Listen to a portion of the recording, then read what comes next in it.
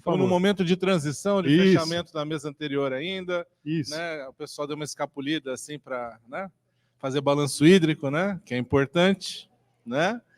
E a gente já vai começar aos pouquinhos aqui compondo a mesa. Então, para aproveitar aí também as idas e vindas, esse vai e volta do pessoal, eu vou me apresentar rapidamente e vou falar o que é que a gente vai fazer aqui. Tá? E na sequência eu vou chamando, né, uma das nossas convidadas para elas fazerem a fala daqui e a gente não ficar sentado ali virando linguado, né? Conhece o linguado, né? Enfim. Tudo bem? Pode ser? Então vamos lá. Bom, eu sou Alexander Turra, sou professor do Instituto Oceanográfico da Universidade de São Paulo, coordeno a Cátedra Unesco para a Sustentabilidade do Oceano e sou conselheiro do CRBio 01, junto aqui com o nosso presidente André e vários outros colegas que estão aí trabalhando nessa frente da gente popularizar a biologia e trazer aí, né, inclusive outras visões que são importantes, né, que a biologia também estuda o mar, né? Vocês sabiam disso, né? Mas a gente tem que falar isso amplamente, é muito legal isso. Eu sou um exemplo, né, de pé, nós todos aqui acabamos tendo esse fruto, né, essa atuação profissional. Bom, o que a gente está fazendo aqui? A gente está falando de desafios para a conservação de ambientes aquáticos. E por que isso é importante? Né? É importante porque a gente está vivendo 4 grandes crises. Nós estamos vivendo 4 grandes crises planetárias. E todas elas dependem da biodiversidade, para a gente superá-las, para a gente enfrentá-las. Quais são elas? Clima, a própria biodiversidade, poluição e a pobreza. Né? E quando você pega aquela coisinha que eu tenho aqui, que é, né, o símbolo dos ODS, eu vim com ele aqui porque tinha um furo na camiseta que eu vi, eu falei, eu tenho que tampar de algum jeito. Eu pus o PIN. Né? Mas o bom é que esse PIN aqui ele é de imã, então não tem furinho para aumentar o furo. Entendeu? Enfim. Esse símbolo ele é muito importante, ele é muito poderoso, porque ele busca fazer a integração de diferentes tipos de olhares para coisas importantes para a humanidade. E lá tem duas coresinhas que estão relacionadas à vida na água e à vida na terra, a biodiversidade. E a transversalidade dessa biodiversidade, que pode ser traduzida em como eu combato a fome, pesca, agricultura, como eu combato mudanças no clima, como eu combato grandes problemas que afetam a biodiversidade como um todo, e como é que eu combato a poluição para ela não, né, criar mais problemas para a nossa biodiversidade. Enfim, é um pouco disso que a gente está falando, ou seja, a gente está falando de algo importante. E agora? Eu estou falando mais de perto. Vocês estavam ouvindo o que eu falei ou quer que eu repita? Não repete. Mas o fato é o seguinte, para eu encurtar aqui, já chamar as nossas celebridades que vão estar aqui, né? A gente vai, então, trabalhar a ideia de que a gente não consegue prosperar e distribuir de forma equitativa essa prosperidade. Entenderam o que eu quis dizer? Gerar riqueza nas suas mais variadas formas e compartilhar essa riqueza, a gente não consegue fazer isso sem a gente ter uma proteção efetiva. Sem os ecossistemas estarem funcionando adequadamente. E sem a gente ter na nossa cabeça que a gente tem que produzir de forma sustentável. Que em detalhe não, de uma forma muito superficial, é usar menos recursos e gerar menos resíduo, basicamente. Né? E a gente vai ter aqui alguns exemplos dos esforços que têm sido direcionados para que a gente consiga superar esse grande desafio e, ao conservar a biodiversidade, os ambientes aquáticos, a gente buscar caminhar uma transição para um mundo mais sustentável. Essa é a ideia. Faz sentido? Em outras palavras, a gente quer trazer inspiração para vocês. É isso. Tá? E nós trouxemos pessoas, né, mulheres encantadas e encantadoras. Né? Gostou dessa?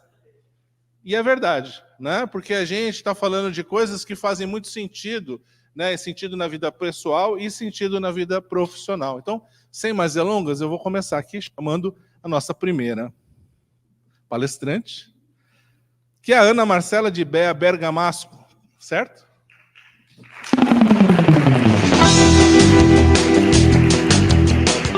Rapidamente, Ana Marcela é bacharel em Ciências Biológicas pela USP, com MBA em Gestão e Tecnologias Ambientais pela Escola Politécnica da USP. Possui 2 mestrados, um em Ciências, com foco em Meio Ambiente e Poluição da Água, lá pela USP, e outro em Biodiversidade e Unidades de Conservação pela Escola Nacional de Botânica Tropical do Jardim Botânico do Rio de Janeiro.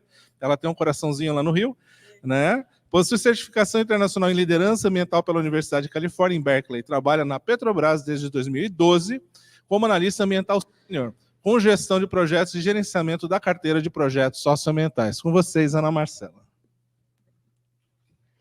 Olá, boa tarde a todos e todas. Eu fico aqui mesmo? É aqui mesmo? Tá.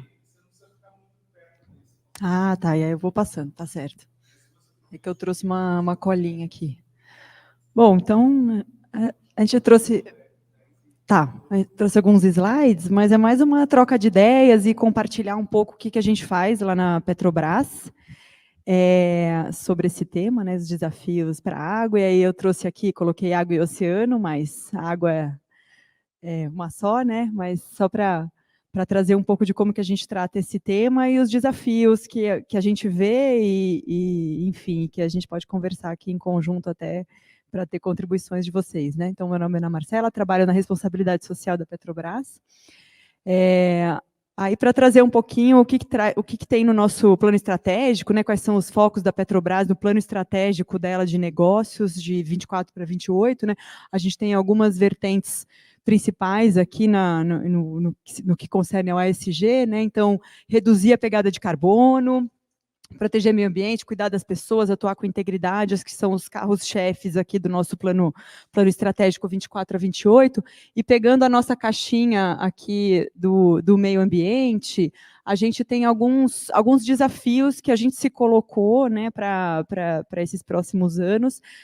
Um deles é ser positivo em água, a gente tem esse objetivo, ou seja, a gente está trazendo no plano estratégico de 24 a 28, muito forte, algo que a gente já vinha implementando nos anos anteriores, que é ir além, né, do licenciamento ambiental, ir além da nossa atuação, não ficar só restrita a cumprimento, né, de obrigações legais do licenciamento ambiental, mas a gente ir além disso. Então, a gente está olhando para esse positive, ser positivo em água, ser positivo em biodiversidade, minimizar a geração e maximizar reuso, promover ações de conservação e restauração, aprimorar a segurança de processos. Então, a gente tem alguns carros-chefes aí da atuação em meio ambiente que dialogam muito com a questão da água, né?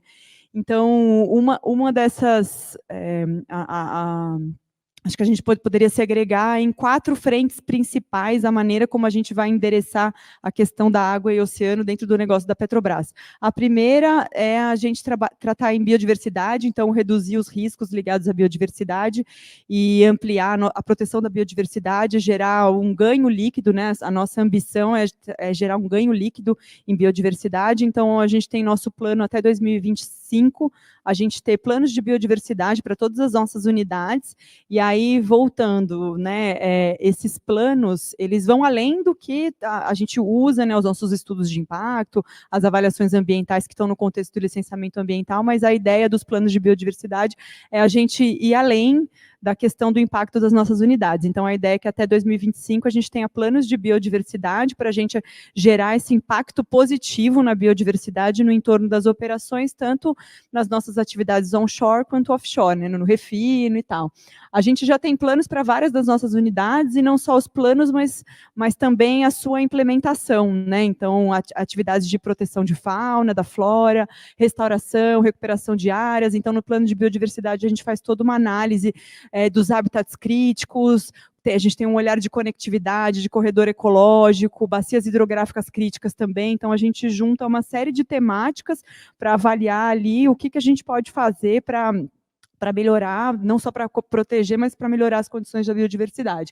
E aí a gente lança a mão dos projetos socioambientais, a gente junta os projetos do licenciamento, mas então a gente tem essas metas aí robustas, né, para aumentar os esforços em biodiversidade no entorno das nossas operações. A gente também tem o foco em segurança hídrica, a questão da água é muito importante para a Petrobras, não só ambientes marinhos, costeiros e água doce, né, a gente capta muita água para as nossas operações, para o nosso refino, então a gente tem muita captação de água, a gente também usa água para reinjeção, água produzida, né, que a gente chama para as nossas operações de petróleo e gás. Então a gente já, hoje em dia, 30% da água doce que a gente consome já é água de reuso, a gente já reduziu muito o lançamento de efluentes, a gente trata a nossa própria água, então 30% da água que a gente consome de água doce é oriunda de reuso, então a gente já reduziu muito a nossa captação de água, e a gente tem metas para reduzir ainda mais, né? E aí a gente trouxe agora para 24 a 28 essa nossa nova meta, que é a geração de água, que é a gente ser net positive, né, em água, então a gente fazer projetos ambientais nas bacias hidrográficas onde a gente atua, independente de ser a jusante ou a montante da nossa captação, ou lançamento de efluentes, para a gente ter mais projetos. A gente já tem alguns dentro do programa Petrobras Socioambiental, projetos socioambientais, mas a gente ganhar escala e ter projetos ainda maiores com a intenção da gente aumentar, né, as bacias críticas para a nossa atuação. Por exemplo, a bacia do PCJ é muito importante para a refinaria de Paulínia, que é a nossa maior refinaria. Então, a gente já tem projetos lá para recuperação de áreas, para recuperação de APPs, matas ciliares, nascentes. Então, a gente quer ter mais projetos para a gente aumentar a disponibilidade hídrica nas bacias de onde a gente atua, né? Então, e também associado, a gente tem o programa Petrobras Socioambiental, que é o nosso programa, é a área onde eu atuo, né, que são os projetos voluntários. Hoje em dia a gente conta com cerca de 90 projetos na carteira, a gente quer chegar a 150 até 2024. Então a gente vai investir mais ou menos 1 bilhão nos próximos 4 anos, né? A gente até está com uma seleção pública aberta, fizemos uma seleção pública no primeiro semestre e agora no segundo semestre também, que eu já falo, porque quero divulgar também para vocês. Mas a gente tem agora, na parte ambiental, 19 projetos em oceano, 16 projetos na linha de atuação de florestas e outros em educação e desenvolvimento econômico sustentável. Vou falar só rapidinho de alguns números, né? A gente tem 4 linhas de atuação no programa Petrobras Socioambiental, e elas, algumas mais ambientais, outras mais sociais, mas elas dialogam entre si. A ideia é que a gente tenha projetos que atuem concomitantemente em mais de uma linha de atuação, e é isso que acontece. Nossos projetos da nossa carteira que atuam em oceano, eles também são projetos que promovem educação ambiental, muitos deles promovem também geração de renda, então a ideia é que eles atuem de uma maneira integrada com diferentes temas, né? Temos aqui 21 projetos de florestas distribuídos no Brasil todo, nos diferentes biomas. A gente está ampliando essa carteira, selecionamos no primeiro semestre já mais um projeto no Cerrado, agora a gente está com a seleção pública aberta, temos uma oportunidade para um projeto no Pantanal.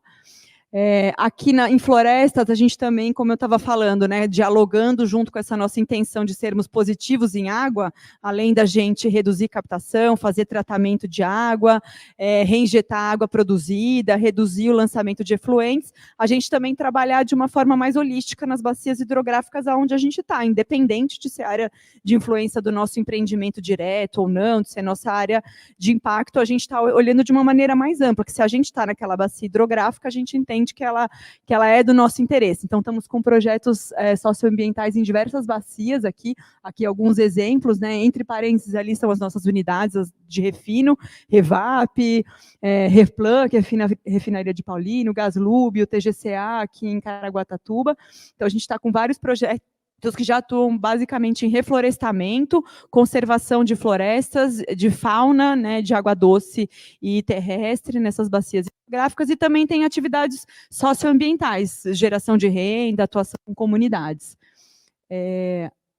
Na linha de atuação oceano, que a gente tem 19 projetos, a gente tem em quase todos os estados aí costeiros, a gente tem projetos socioambientais, e aí, de novo, são projetos voluntários, a gente tem toda uma carteira para endereçar, né, em 2022 foram, do ponto de vista de projetos do licenciamento ambiental, sejam compensações, condicionantes, estudos de impacto, avaliação, projetos de monitoramento no contexto do licenciamento ambiental. Em 2022 foram 80 projetos, com investimento de cerca de 220 milhões.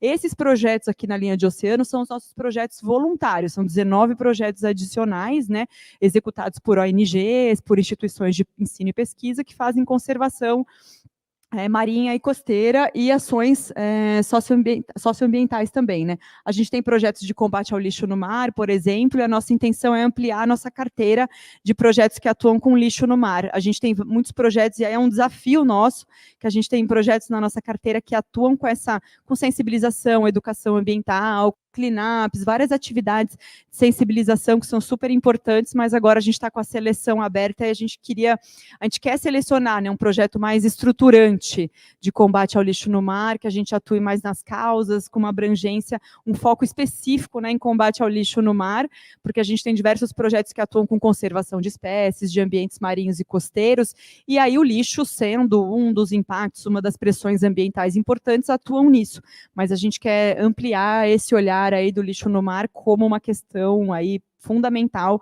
para o ambiente marinho, costeiro, né?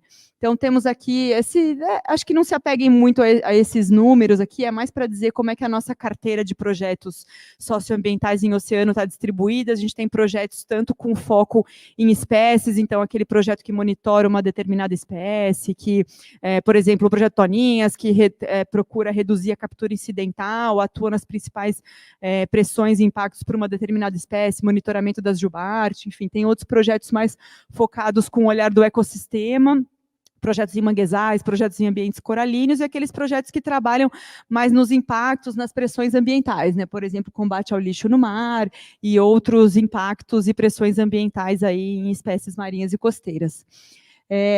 E uma das estratégias do programa, e que a gente tem tentado fortalecer também, é a atuação em redes. Ou seja, a gente não só tem um programa enorme que a gente faz um apoio a projetos individualmente, mas a gente ajudar eles a se integrarem, né? Afinal de contas, a gente está distribuído aí no Brasil inteiro, seja em floresta, seja em oceano. Como é que a gente integra essa atuação, né? Então, o projeto Albatroz está ali conservando o albatroz, o golfinho rotador está ali. Como é que a gente faz uma atuação conjunta nessa intenção de ganhar escala? Então, com o programa Petrobras Socioambiental, a gente tem olhado assim, como ganhar escala, fazendo a união e trabalhando mais integradas iniciativas.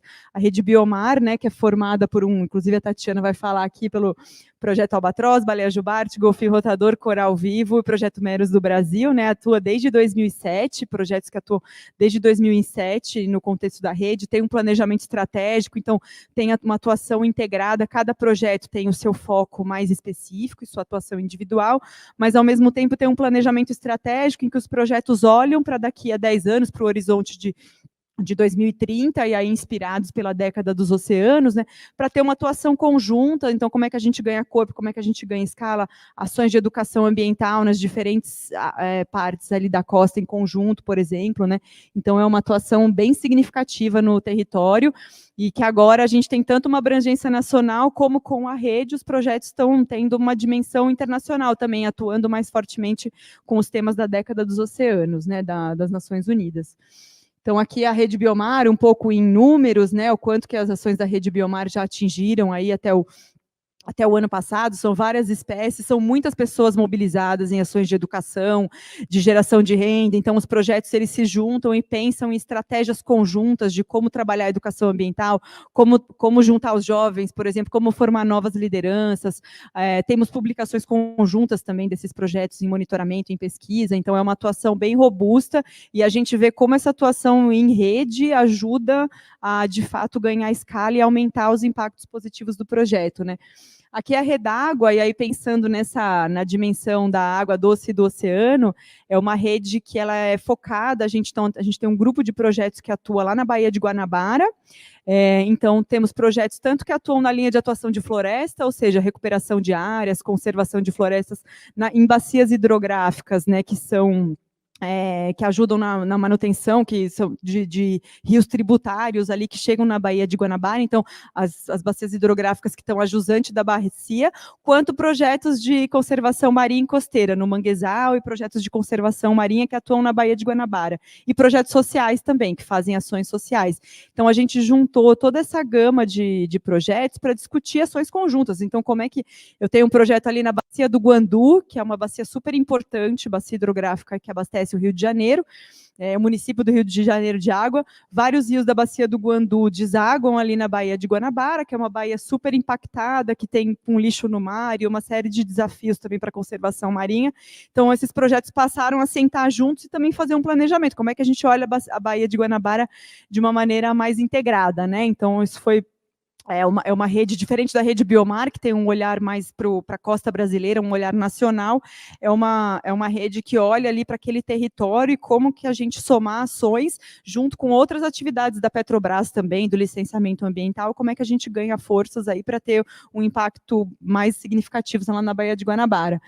Então, acho que alguns desafios que a gente enxerga, né, é a gente ampliar toda essa nossa atuação e fazer a sinergia, tanto entre os projetos da carteira do programa, né, então a gente tem diferentes grupos de pesquisa, diferentes ONGs, diferentes empresas que atuam no setor, a própria Petrobras, a gente, por exemplo, tem um diálogo forte com o Boticário, por meio da Fundação Boticário, como é que a gente faz ações conjuntas, às vezes a gente tem vários investidores fazendo investimentos em projetos separados, e a gente vê que é importante ter a sinergia e essa união dos esforços, fazer uma coisa de uma maneira mais integrada, para, de fato, a gente ter um impacto, né?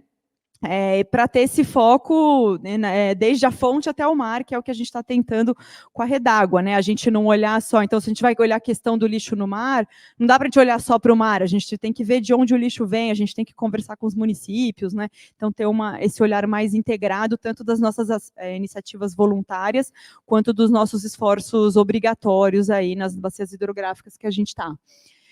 E aí, só fazendo aqui a palhinha da divulgação, a nossa seleção pública de projetos é a maior seleção pública do programa Petrobras Socioambiental da história da Petrobras. Então, são 430 milhões de reais investidos em projetos, né, para o próximo triênio. E a gente fez a etapa 1 no primeiro semestre, que a gente pegou região norte, nordeste e região sul. E agora a gente está com um edital aberto principalmente para a região sudeste e alguns projetos para a região centro-oeste. Vou passar aqui. Então, com essa etapa 2, as inscrições estão abertas até o dia 4 de fevereiro para enviar propostas de projetos naquelas 4 linhas de atuação que eu falei, que é educação, desenvolvimento econômico sustentável, oceano e florestas, ou atuação conjunta, né, em mais de uma linha de atuação. Então, você escolhe uma linha de atuação principal, mas você pode trabalhar nas outras secundariamente. São 28 oportunidades, 220 milhões a serem investidos, 4 oportunidades de florestas, e aí para recuperação de áreas, conservação de florestas, recuperação de mata ciliar, de APP, trabalhar também com a questão da segurança hídrica e redução dos impactos nos corpos hídricos, né? Essas oportunidades de florestas têm esse foco. A gente tem 3 oportunidades para o entorno das nossas unidades de refino, e aí conectado com aquela nossa estratégia ali de ter um impacto positivo nas bacias hidrográficas onde nossos empreendimentos estão, mas com ações voluntárias. Então, temos uma oportunidade aqui para Mauá, para a Recap, é a primeira vez que a gente está abrindo uma oportunidade para a região, que é uma região, imagina, zona leste de São Paulo, Mauá, Santo André, super antropizada, e a gente está querendo iniciativas socioambientais e ambientais que atuem aí com os corpos hídricos da região. Então, convido, para quem trabalha em instituições, convido vocês a submeterem propostas. Temos oportunidades para Minas Gerais, para o Rio de Janeiro, uma oportunidade para um projeto de florestas no Pantanal, com foco em sequestro de carbono e recuperação de áreas no Pantanal, e 3 de oceano, uma com foco em lixo no mar, uma oportunidade, a outra com foco em conservação de espécies ameaçadas de extinção, e uma com foco ali na Baía da Ilha Grande, né? A gente quer um projeto na Baía da Ilha Grande. E então são as 3 oportunidades de oceano, então todos estão convidados aí, peço para divulgarem, até dia 4 de fevereiro, a gente está fazendo várias trilhas de formação, então é só olhar no YouTube da Petrobras, enfim, e ficamos à disposição aí, e divulguem para quem puderem. Obrigada. Vem cá. Excelente. Ó, pessoal, vocês veem, né, como que a gente cria ações estruturantes, né? A Ana Marcela trouxe aqui uma visão muito forte, que não é necessariamente um órgão público, né, o CNPq, né, ou o ICMBio fazendo ações junto aos planos de ação nacional. A gente tem uma companhia que tem uma estratégia muito clara e que está se ajustando cada vez mais a identificar esses pontos que tem tudo a ver com a gente, tem tudo a ver com o CRBio, tem tudo a ver com a biologia, e eu acho que a gente, né, bióloga, né? A gente tem aqui uma oportunidade muito grande que está seguindo uma trilha muito auspiciosa. Ontem eu estava em Brasília com o comandante Carlos Leite, que você provavelmente conhece, da CECIRM, né? Ele trouxe essa palavra, né? Ele falou assim, desde o caminho das Índias, não para de falar essa palavra, né? Ou seja, aquela novela, vocês lembram disso? Enfim.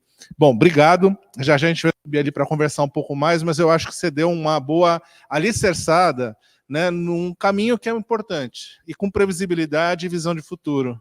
Ou seja, né, a gente tem aí um caminho interessante para construir propostas, porque a gente vai ter outras chamadas no futuro e elas vão ser baseadas um pouco nessa lógica. Então se preparem para isso, ou para essa, né? Muito bem. Aliás, pessoal, a gente tem duas câmeras aqui lá em cima, e elas estão transmitindo o evento online. Então a gente tem aí audiência fora daqui, né? Não presencial, e isso é muito importante. Então, pessoal todo aí, sintam-se acolhidos e acolhidas. Tem um X aqui, eu não sei se eu tenho que ficar no X, acho que não. Deve ser para outra coisa esse X aqui. Tatiana Neves, né? Tatiana Neves, bióloga, mestre em oceanografia biológica, especialista em aves marinhas. Fundou o projeto Albatroz há 33 anos em Santos, para trabalhar pela conservação desses albatrozes e petréis que interagem com barcos de pesca de espinhel nas águas brasileiras. É coordenadora geral do projeto Albatroz, que hoje possui bases em 6 estados do Brasil. É vice-presidente do Comitê Assessor do Acordo para a Conservação de Albatrozes e Petréis, o ACAP, e coordenadora executiva do projeto Albatroz, no Plano de Ação Nacional para a Conservação de Albatrozes e Petréis, o PAN Albatrozes. Tatiana, por favor. Opa!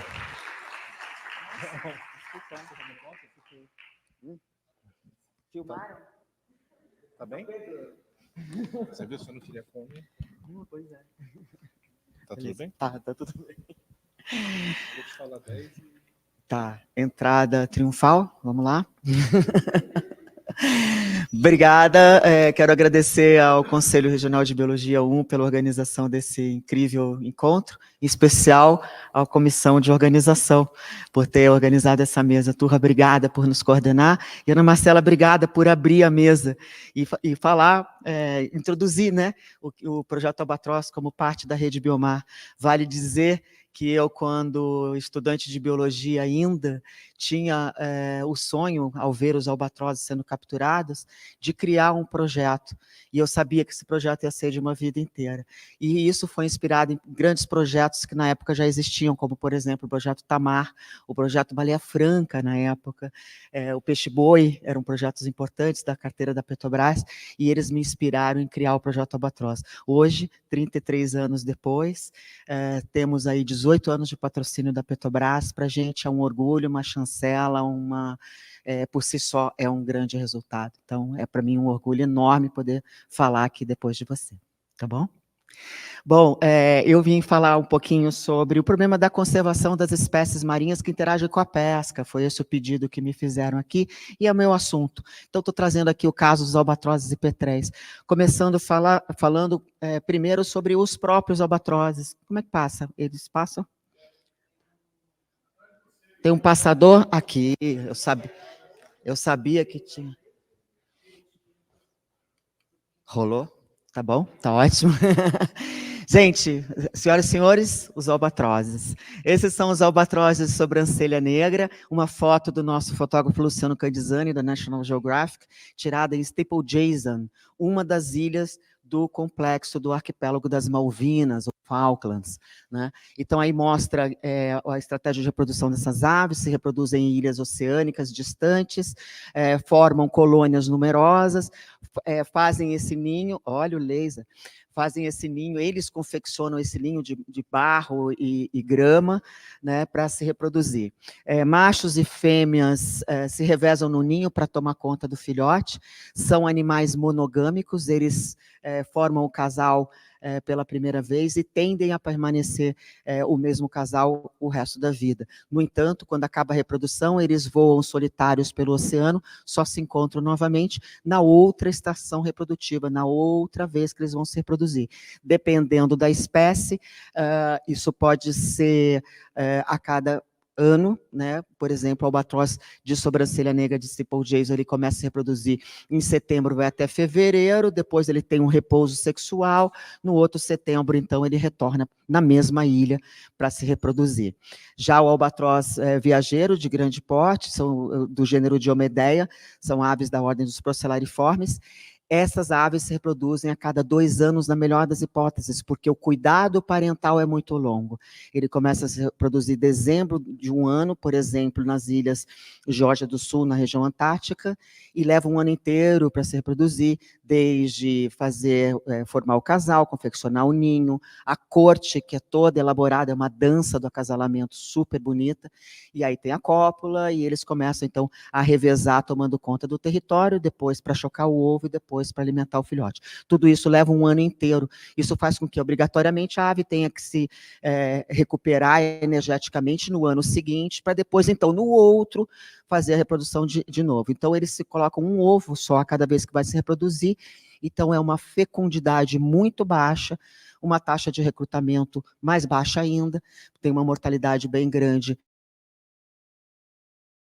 Então, são espécies que estão vulneráveis, estão ameaçadas de extinção, e das 22 espécies, 17 delas estão ameaçadas de extinção, e algumas em níveis críticos. Albatrozes e petréis talvez formem um dos grupos, talvez não, formam um dos grupos de aves mais ameaçados do planeta. Por isso mesmo existe um acordo internacional para a conservação dessas aves, já que voam ao redor do mundo, para protegê-las, porque elas estão realmente, em alguns casos, desaparecendo.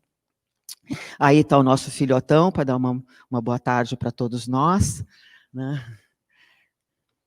Albatrozes são aves extremamente adaptadas à vida oceânica, patas bem palmadas, eles correm na superfície do mar, literalmente, para poder alçar voo, bicos robustos, em forma de gancho, para pegar presas rápidas, lisas, na superfície do oceano. Asas muito longas, é a ave com maior envergadura da natureza. Esse é o albatroz viajeiro, da ponta de uma asa até a outra, ele pode ter 3,5 metros de envergadura. É uma asa estreita e muito longa, como o avião planador, e como é óbvio, é justamente uma estratégia para desenvolver o voo planado, que permite com que ele faça migrações circumpolares, planetárias. Uma ave que se reproduz na Nova Zelândia, por exemplo, como o albatroz real do sul ou o albatroz real do norte, ele vem se alimentar na costa brasileira. O albatroz viajeiro que se reproduz, por exemplo, na Geórgia do Sul, está aqui a Geórgia do Sul, ele vem, se alimenta aqui quando acaba a estação reprodutiva, se alimenta e depois migra e vai passar a recuperação, a invernada, como a gente chama, o descanso sexual na região da Nova Zelândia e Austrália. E depois, quando está na hora de reproduzir, ele volta pelo outro lado do planeta e vem encontrar o seu par aqui na Nova Zelândia. É tipo National Geographic o negócio. Vamos falar um pouquinho da pesca, tá? Albatrozes e pesca, esse é o nosso tema. Esse é o Taiheimaru, um dos barcos mais icônicos da pesca de espinhel no Brasil. Hoje está lá deteriorado no Porto de Santos. Tive o prazer de estar com o nosso presidente hoje do CRBio, certa vez a bordo desse barco para fazer registros fotográficos. Ele é excelente fotógrafo, para quem não sabe. Essa é a pesca de espinhel, foi introduzida justamente pelos japoneses aqui no Brasil.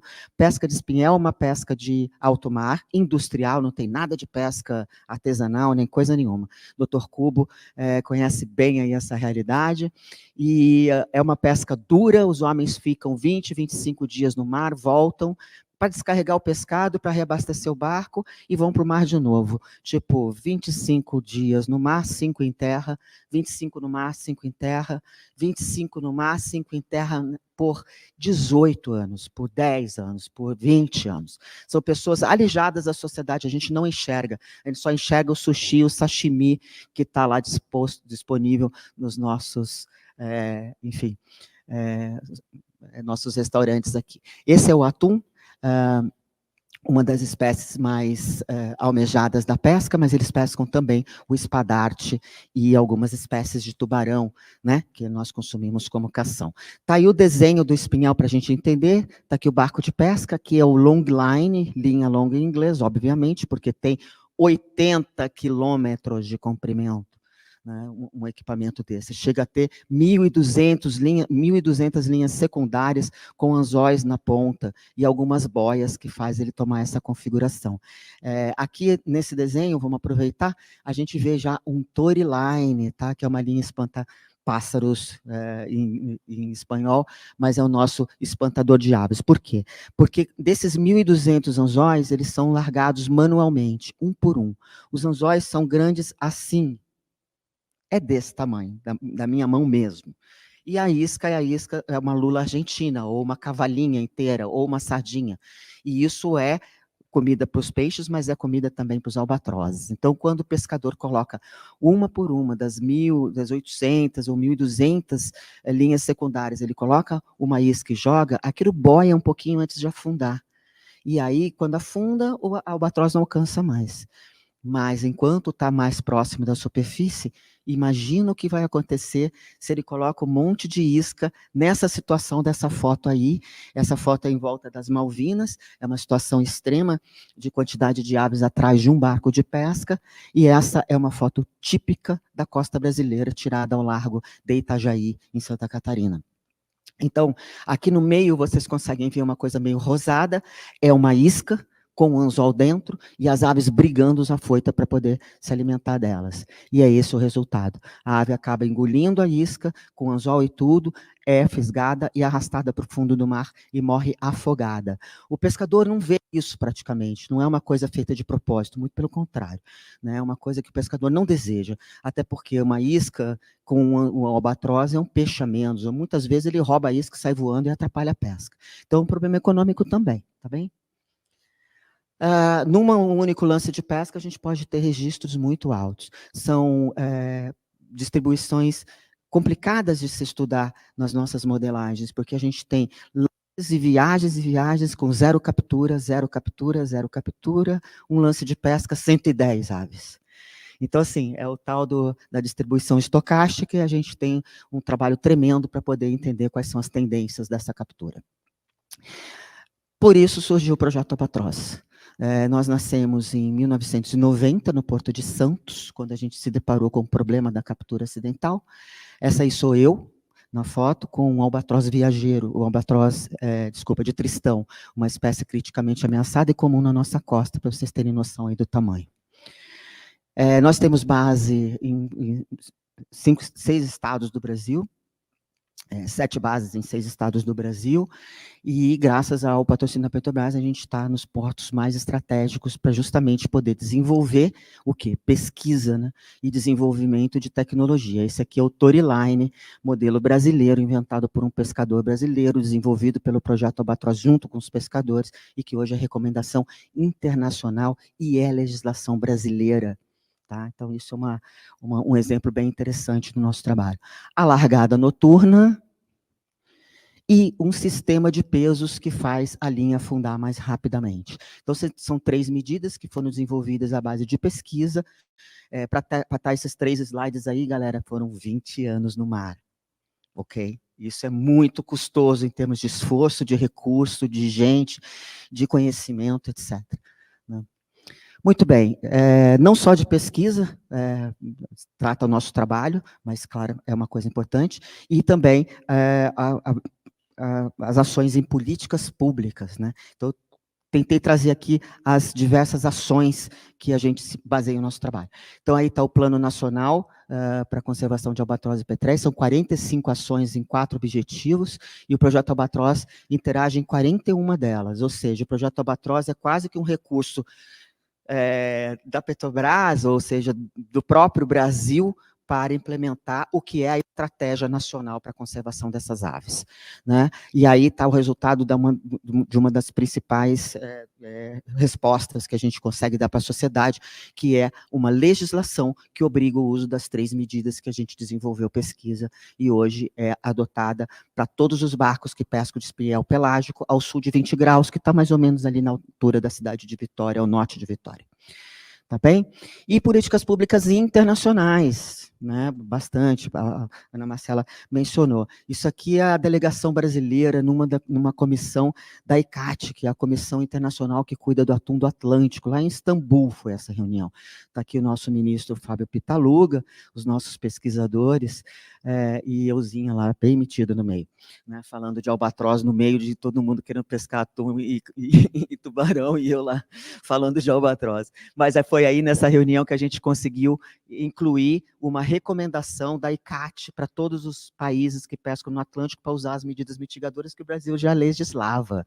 Então foi assim um tremendo de um ganho bacana nosso, tá? E como o Turra leu aí na minha mini bio, eu trabalho há muito tempo, desde antes do acordo existir, o Projeto Albatroz já trabalha junto na elaboração do texto do acordo e depois como um dos oficiais do acordo. Estou eu aí na posição de vice-chair, junto com o Mike Double da Austrália, que é o nosso chair.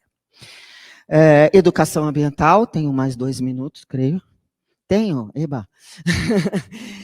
Educação ambiental voltada ao público em geral, né, tanto em eventos de terceiros, feiras, né, material educativo, interativo, brincadeiras.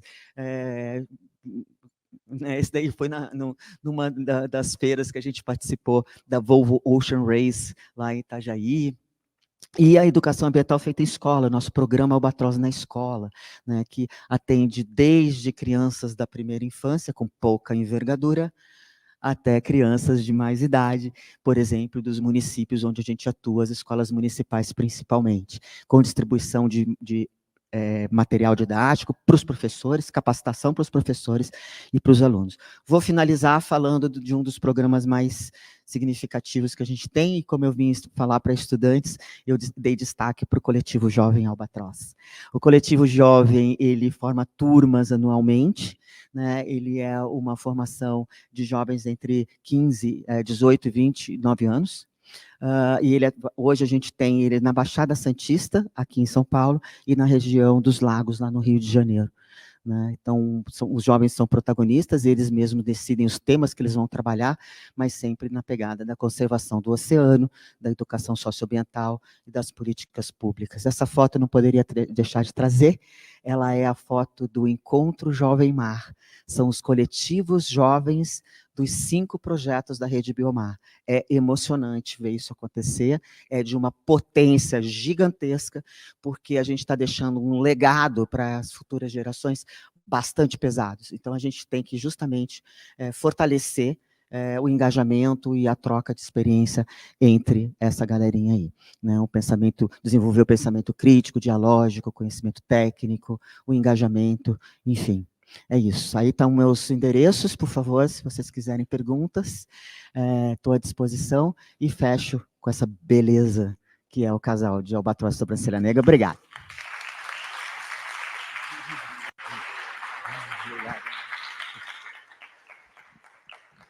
Muito bem. Gostaram, né? Pois é, né? Não, e é muito bacana isso, né? Porque a gente está falando de coisas que importam, né? Essas imagens que cativam, né? E só cativam porque a gente tem uma natureza não cativa, né? E isso é poderoso, na verdade, né? O poder da comunicação. Falando na mesa anterior, lembra do chat GPT, da questão, né? E foi falado isso, né? Como que a gente melhora a forma da gente se comunicar. E isso, né? Isso também, né? Assim, né? No Pantanal a gente tem equivalentes, né? Não necessariamente que voam com asas tão largas, né? Mas enfim, é muito, muito bacana, Tatiana, você trazer esses elementos, né? E mostrar como que a gente faz na prática, com perseverança, né? E isso é uma coisa muito importante, né? A gente, quando está se formando na graduação, na pós, a gente vive querendo fazer alguma coisa, né? Se envolver, e acaba se perdendo muitas vezes. E, na verdade, a gente tem que aprender a construir, né? Aprender a construir. Porque as coisas que ganham esse vulto, elas demoram para se construir, né? E precisa de muita energia investida. Muito bom, parabéns. Vamos mudar então agora para água doce, certo? Vamos subir o rio, né, falar do source to sea, né, falar dessa conexão dos ambientes aquáticos. Né, a gente pode até falar assim, de ambiente aquático aéreo, né, onde tem as nuvens, né, o vapor da água transitando por ali, ou ambiente aquático subterrâneo, porque a gente tem muita água lá. Né? Importante, a gente está perdendo ela por conta da poluição, por conta dos fertilizantes agrícolas. Aqui no estado de São Paulo, a gente tem uma situação muito crítica em relação a isso, os primeiros 30 metros né, de profundidade. Ou seja, a água é super importante, ela se conecta, ela vai para lá e vai para cá. E a gente vai falar agora um pouquinho desse outro espaço, né, desse outro ambiente super importante. Eu queria chamar a Daniela Maimone de Figueiredo. Eu vou te apresentando enquanto você chega, enquanto isso a gente vai batendo palma para a Daniela. Daniela é mestre em ecologia pela Universidade Federal do Mato Grosso e doutora em ecologia pela UFSC. Pós-doutora em ecologia política na Cardiff University do Reino Unido, membro fundadora do Observatório de Governança das Águas, o OGA Brasil. Atua como professora e pesquisadora associada do Programa de Pós-Graduação em Recursos Hídricos da Universidade Federal do Mato Grosso e pesquisadora do Programa Ecológico de Longa Duração, o PELD, DARP Pantanal, na Universidade Estadual do Mato Grosso. Atual representante da Associação Brasileira de Recursos Hídricos no Comitê de Bacia do Rio Sepotuba, um dos rios formadores disso aqui, né? Bem-vindo. Essa audiência é sua e aquela também. Tá lá, ó. Obrigada. Boa tarde a todos, a todas. Primeiramente, quero agradecer o convite, agradecer ao presidente do CRBio. É uma honra estar aqui. Agradecer a Angélica, nossa colega lá de Mato Grosso, que faz parte da atual diretoria, né, pelo convite. Estou muito honrada de estar aqui, né, de poder falar sobre o nosso Pantanal. Né, eu trabalho no Pantanal praticamente desde a minha graduação, especialização, mestrado, doutorado, pós-doutorado, sempre com enfoque na região hidrográfica do Paraguai como um todo, ou no Pantanal, na planície de inundação. Então, eu vou fazer uma breve apresentação do Pantanal. Eu acho que, se deixar que esse aqui é um tema para aula, para curso, para horas, né? Mas eu procurei fazer uma síntese mais breve possível e coloquei esse tema. Não é para assustar muito, não é alarmismo à toa, mas realmente é uma realidade. O Pantanal é hoje um dos biomas do mundo mais ameaçados pelas mudanças climáticas. Bom, pode passar, por favor. Ah, não, eu que passo, né?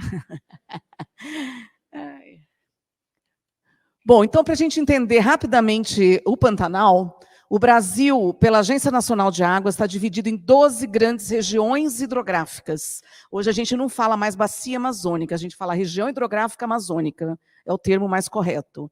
Dentre essas regiões hidrográficas, 3 estão em Mato Grosso, amazônica em verde, amarelo, Araguaia, Tocantins, e azul, que é a região hidrográfica do Paraguai, que é dividida com Mato Grosso do Sul. Então, essa região hidrográfica do Paraguai, que é essa aqui, ela faz também, ela pertence a Mato Grosso e Mato Grosso do Sul, e tem partes também na Bolívia e no Paraguai.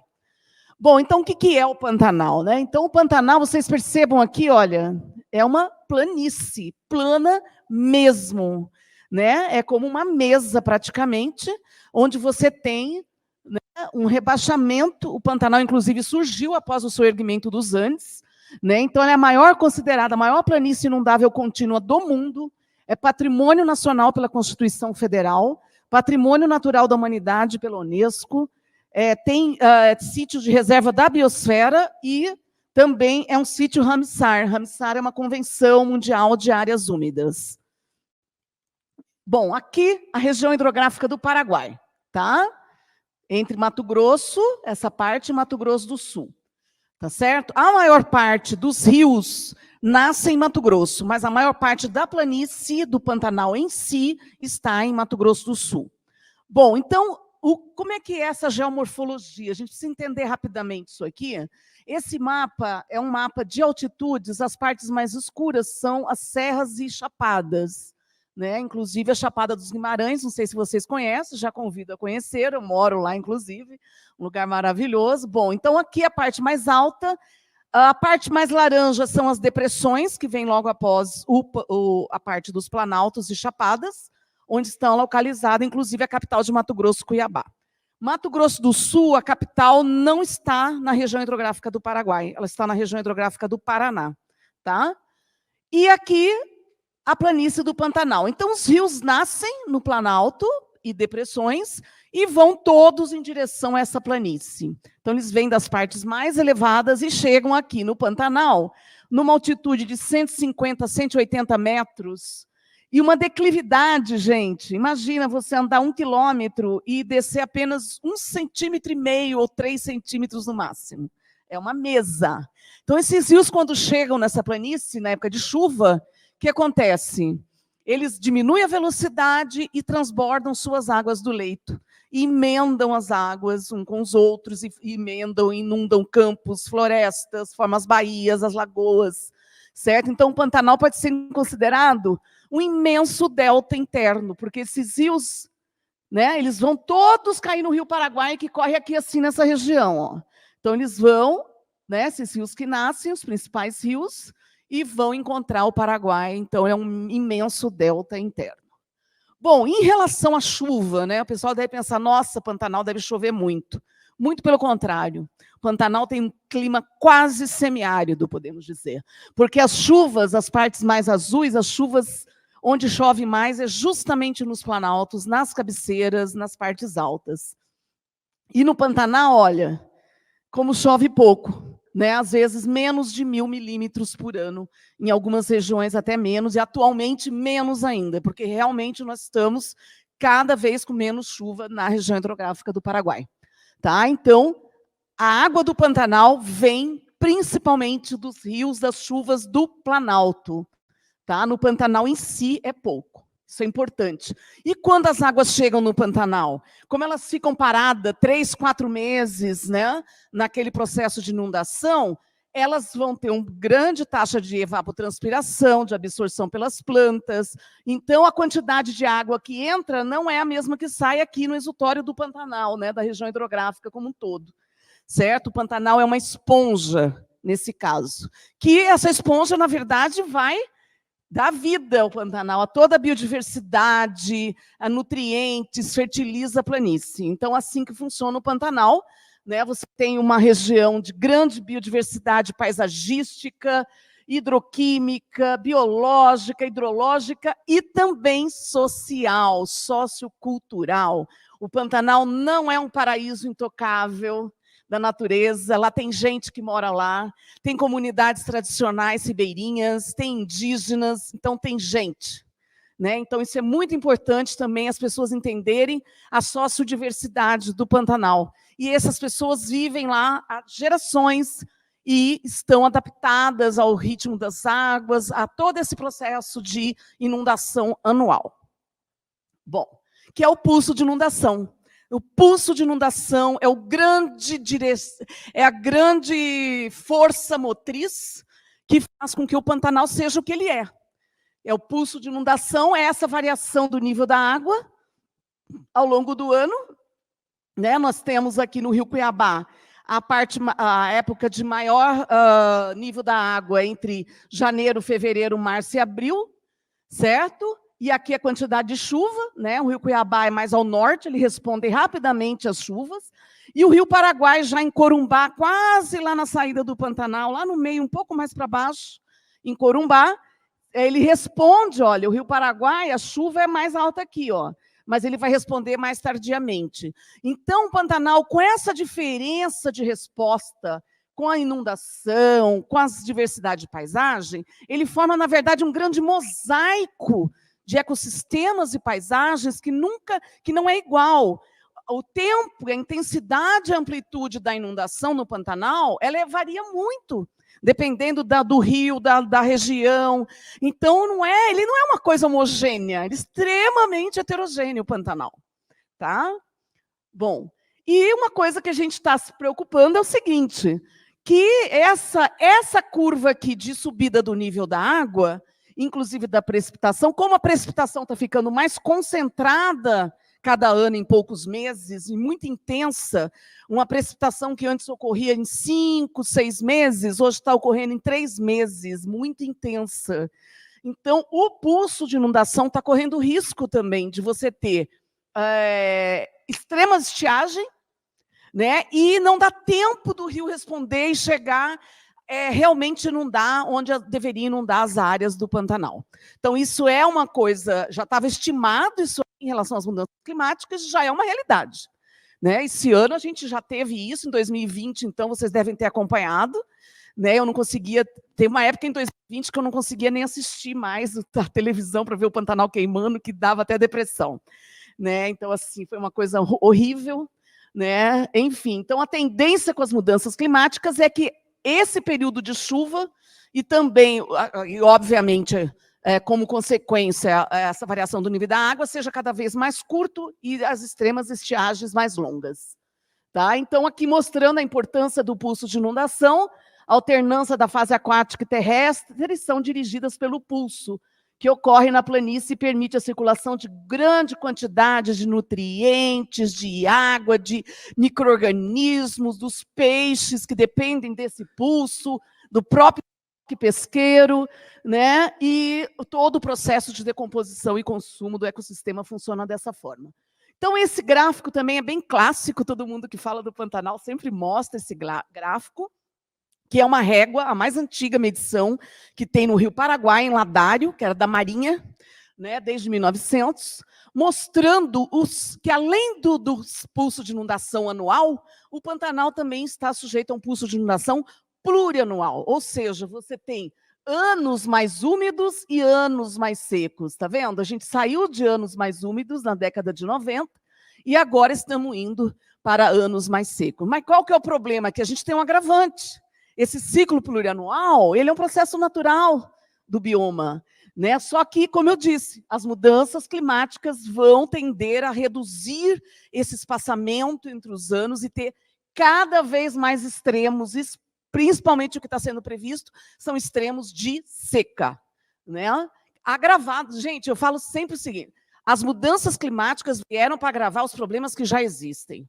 Né? Então, a gente tem que entender, por exemplo, tem um processo de desmatamento, há uma pressão imensa sobre o Pantanal atual para uma pecuária no modelo tradicional do Planalto. Então, tem uma série de ameaças que já vinham acontecendo ao Pantanal e as mudanças vieram agravar essa questão.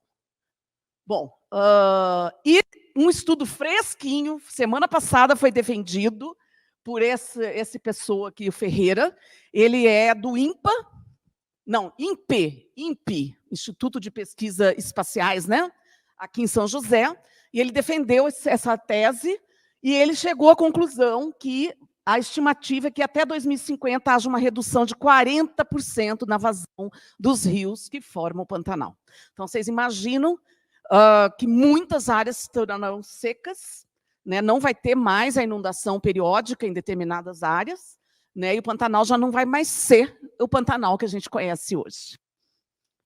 Bom, e a pesca, né? Aqui mostrando as colônias de pesca, tá? Principalmente na bacia do Rio Cuiabá, é a bacia mais piscosa, um estoque pesqueiro, né? E não é à toa que é onde tem mais comunidades ribeirinhas tradicionais ao longo do Rio Cuiabá, desde a capital Cuiabá até o Pantanal, são inúmeras comunidades tradicionais que vivem da pesca, tanto da pesca para garantir o sustento, para a venda do pescado, como para a segurança alimentar, que eles consomem de 10% a 20% do que eles pescam.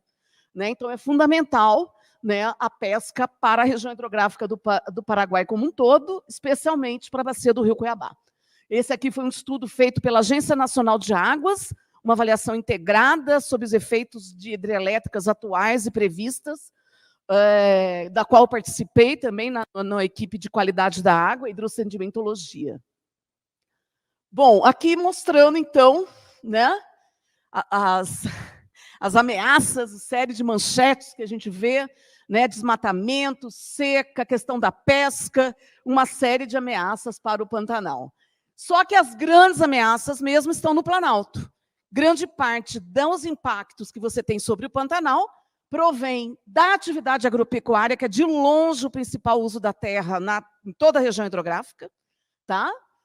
Só que uma coisa que as pessoas têm que entender é o seguinte, existe pecuária no Planalto, que é a pecuária em âmbito de agronegócio, industrial, E existe uma pecuária tradicional no Pantanal, que existe há mais de 300 anos, que está sendo bastante modificada.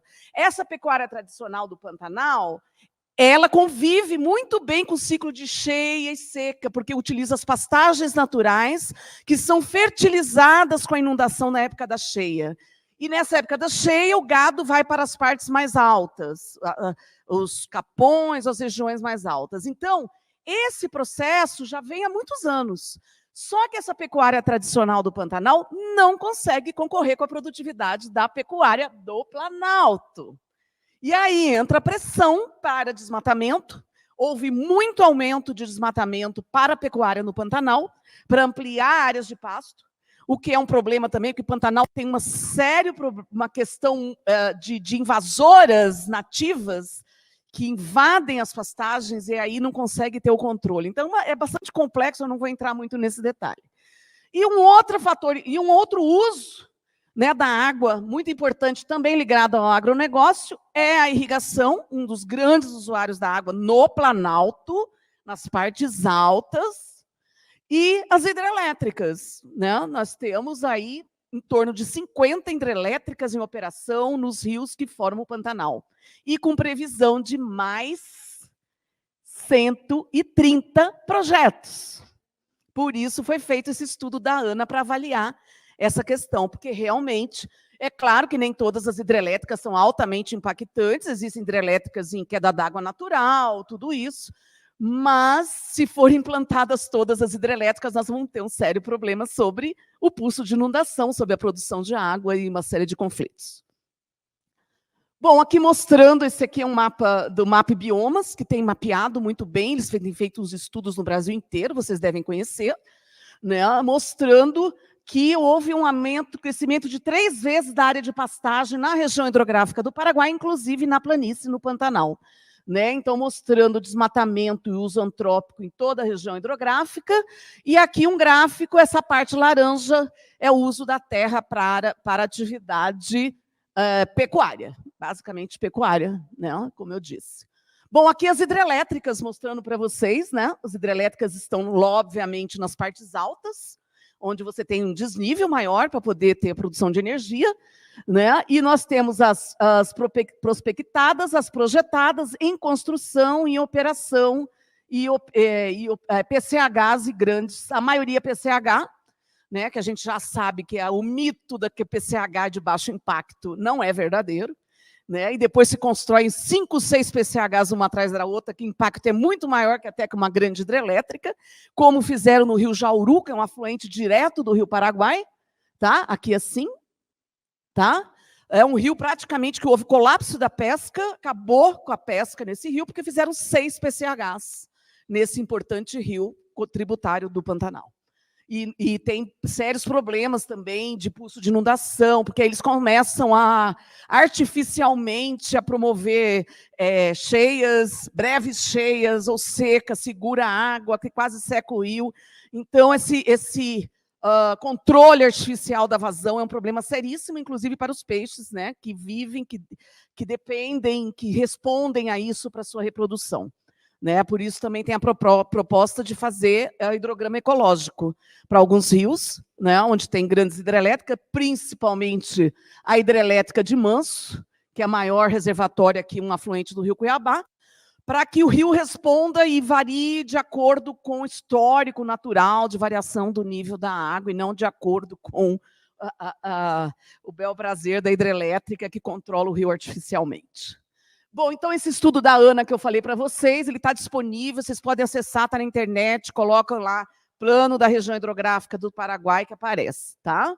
Já estou terminando, então aqui algumas publicações que a gente fez, né, sobre essa questão das hidrelétricas, que foram resultantes também desse estudo da ANA. E aqui mais uma grande ameaça, ressuscitar um fantasma, que é a hidrovia Paraguai-Paraná, que se falava na década de 90, e o agronegócio pressionando para que esse projeto seja reativado para a navegação do rio Paraguai de Cáceres a Corumbá, passando totalmente dentro do Pantanal, inclusive na área da reserva da biosfera do Parque Nacional do Pantanal. Né? Nós temos esse Esse artigo publicado por 42 pesquisadores, inclusive eu tirei o nome da minha palestra também desse artigo, né?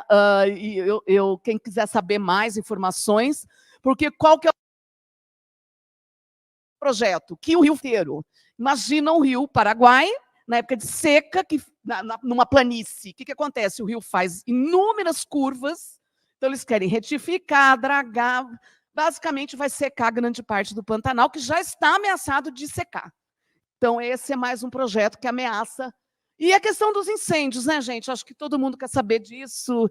Boi bombeiro sempre me pergunta, boi bombeiro é mito? É uma falácia, obviamente, porque se fosse verdade, não bate com os dados de que aumentou o número de cabeças de gado no Pantanal e o desmatamento para atividade pecuária, certo? Então, é uma conjunção de vários fatores que levaram aos incêndios drásticos de 2020, né? Quase 25% do bioma foi queimado. Né? Foi uma tragédia, ainda tem áreas em recuperação e tivemos novamente incêndios esse ano, também até demorou, porque novembro, agora dezembro, já era para estar enchendo o Pantanal, gente. Vocês não estão entendendo, está seco o Pantanal ainda. Agora começou a chover, mas não começou a encher. Né? Então, é bem séria a questão. Bom, então você tem, quanto a isso, a gente tem a gestão das águas, a Política Nacional de Recursos Hídricos. Das premissas, dos princípios da Política Nacional de Recursos Hídricos é a descentralização e a participação social na gestão das águas, através de comitês de bacia e conselho de recursos hídricos. Então, nós temos o que hoje? 6 comitês de bacias instalados em funcionamento na parte de Mato Grosso, dos rios que formam a região hidrográfica do Paraguai, e um em Mato Grosso do Sul, que é no Miranda, aqui no Sul. Não existe um comitê de bacia integrador de toda a região hidrográfica do Paraguai, como, por exemplo, existe na bacia do São Francisco, tá? Nessa política de recursos hídricos, eles definem 5 instrumentos de gestão. Então, vamos ver como é que está cada um desses instrumentos, né? Concessão de uso da água, o plano, sistema de informação, cobrança e enquadramento. Então, na região hidrográfica do Paraguai, nós temos o plano da região hidrográfica do Paraguai foi elaborado, foi finalizado em 2018, 2019, mas ainda não saiu do papel. Não adianta ter um plano e não ter dinheiro. A agenda da água não entrou efetivamente na agenda política e orçamentária dos governos, seja em âmbito estadual, seja em âmbito federal, certo? Temos alguns planos de bacias menores. A questão do enquadramento dos usos da água é uma forma de zoneamento dos corpos d'água para permitir ou não determinados usos. É um dos instrumentos mais atrasados, muito pouco. O instrumento mais adiantado é o quê? Outorga de uso da água. É concessão, autorização para uso da água. E quem é o maior usuário? É o setor do agronegócio, sem sombra de dúvida, de longe, o setor que mais usa água em termos de quantidade, né? E a cobrança está longe, porque depende dos demais, e temos alguns bancos de dados em âmbito nacional, mas não específico para a bacia. Então, essa é a nossa situação. Essa política de recursos hídricos já tem 26 anos, é de 97, e Mato Grosso, para vocês terem uma ideia, não é o estado mais atrasado em questão de gestão de recursos hídricos. Raríssimas bacias no Brasil que tem todos os instrumentos de gestão implementados em funcionamento. A gente conta no dedo, meia dúzia de bacias no país. Tá? Bom, aqui estão os planos, né, que se aplicam, o plano da região hidrográfica do Paraguai, que tem que estar em consonância com o plano nacional e estadual, e os planos das bacias. Muita coisa no papel, estima-se que nem 50% foi implementado desses planos. Então, alguns desafios, né? Nós temos o desafio de integrar as bacias transfronteiriças com Brasil, Bolívia e Paraguai, integrar toda a região hidrográfica, Mato Grosso com Mato Grosso do Sul, sendo que cada um tem suas políticas, uma concede, deixa drenar o Pantanal, outra é a maior confusão, né? E também a questão das microbacias, né, rurais e federal e municipal. Incorporar efetivamente o conhecimento científico, os saberes das comunidades como parte da tomada de decisão na gestão das águas, né? Isso entra a importância da academia, das universidades, do conhecimento científico. Criar o comitê integrador da região hidrográfica do Paraguai, né, que seja um comitê federal envolvendo outras subbacias e continuamente fortalecer a participação social, porque a água é uma questão muito fundamental, essencial para que seja deixado apenas a decisão que, em geral, é feita pelos órgãos públicos cooptadas pelo poder econômico hegemônico, né? Decisões com base em interesses coletivos e realmente encarar, né, e os grandes responsáveis pelos conflitos e perceber efetivamente que a questão de decisão sobre a água é uma decisão política. A água entrar na agenda política, né, no orçamento público, efetivamente, já falei sobre isso, e uma governança transparente, justa e democrática. Esses são os princípios, inclusive, da lei, viu, gente? E aqui mostrando a importância, né, dessa conexão da academia com a sociedade, com os governos na gestão das águas, né? Uma conexão das águas, vamos dizer aqui. Para quem quiser saber mais, tem esse livro da Bacia do Rio Cuiabá, que eu fui uma das organizadoras. Ele, apesar que é uma bacia, muita coisa sobre o Pantanal, uma das bacias mais importantes. Vocês podem fazer download na editora da UFMT. Esse aqui também está disponível, Comunidades Tradicionais do Pantanal, né, da professora Carolina, que coordena o projeto PEL de Pantanal na Unemat. Isso aqui é uma nota técnica de restauração das baías, quando não encheu, uma das grandes baías do Pantanal ficou seca praticamente, e a gente fez um trabalho, né? Tem esse trabalho, pessoal, que está trabalhando com restauração ecológica também da Unemat, e esse grande estudo, que foram 10 anos de convênio Brasil-Alemanha, quando houve a primeira, na década de 90, importante geração de conhecimento para compreender o funcionamento do Pantanal. Então é isso, peço que sigam-nos nas redes sociais, tanto o mestrado em recursos hídricos como o programa PELD. Agradeço, acho que, não sei se eu me estendi um pouco, mas o assunto é longo, extenso, tem muita coisa para falar, mas eu agradeço a oportunidade e muito obrigada a todos. Obrigado. Obrigado. Bom, pessoal, vocês viram, né? A gente vai agora partir para a discussão, mas eu queria, enquanto eu peço para as nossas convidadas irem subindo ao palco, eu queria enfatizar com essa última fala da Daniela que a gente está falando de espécies, a gente está falando de ambientes, quando a gente está falando de preservação, de conservação de ambientes aquáticos. A gente pode olhar de um jeito ou olhar de outro jeito, conservar o ambiente para focar nas espécies e usar as espécies para a gente pensar o ambiente. Então, são estratégias variadas, por favor, fiquem à vontade, para a gente poder fazer isso. E, nesse sentido, dá para a gente fazer um destaque que eu já queria trazer para abrir a palavra para vocês, que é a questão da leitura das entrelinhas da Daniela, que é a ideia de uma biologia política. Né? O Jolie tinha falado agora há pouco, né, de políticas públicas e tal, mas a biologia tem que ter uma abordagem política. Né? Ficou muito claro aqui, acho que em todas as falas, porque se você pensa, não, a política de investimento de uma empresa, do porte da Petrobras, é uma política. Isso é uma tomada de decisão, isso está dentro de uma estratégia, e o projeto Albatross está dentro disso. Sem isso, não tem isso. Assim como recursos hídricos, né? Então, é importante a gente tentar pensar sistemicamente para conseguir promover a conservação dos ambientes aquáticos. Dito isso, a palavra está aberta. 1, 2, viu que foi rápido, hein? Parece aquele programa de bater no negócio para acender a luz. 1, 2, 3. Ali tinha também? Vai lá. Então, vamos assim, ó. Ela, ele, é isso, né? E ele. Aí fala seu nome, assim, na hora que você for falar, de onde você é, para a gente conhecer também. Boa tarde a todos. Parabéns pelas palestras. É bem legal estar aqui com projetos grandes envolvidos.